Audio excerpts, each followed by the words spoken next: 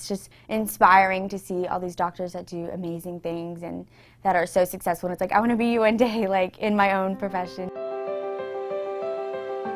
It is a program to inspire as well as expose high school girls to more male-dominated fields such as orthopedic surgery as well as engineering, to ultimately show them that they can do these type of occupations and to give them a hands-on approach in which they're getting to use power saws and drills and learn about orthopedic surgery as well as the biomechanics along with engineering.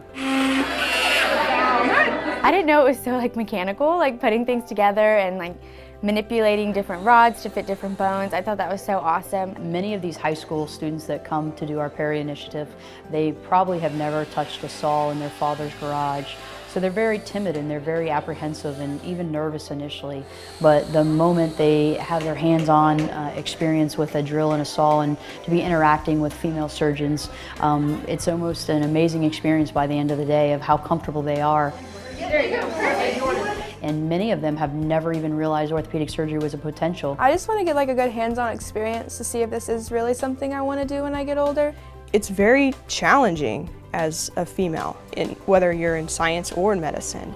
And I think programs like this allow women the opportunity to be exposed to things at a younger age to realize their potential. When I found that engineers could work in medicine and do the kind of stuff that I'm doing now, it just opened great doors for me. Orthopedic surgeons, only 7% of them are made up of female orthopedic surgeons. So it's very important for our next generation as women to be exposed to more male-dominated fields.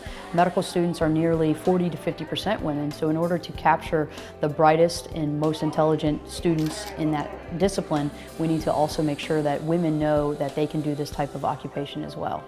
And it's just very exciting. It makes me want to just go out and get started right now.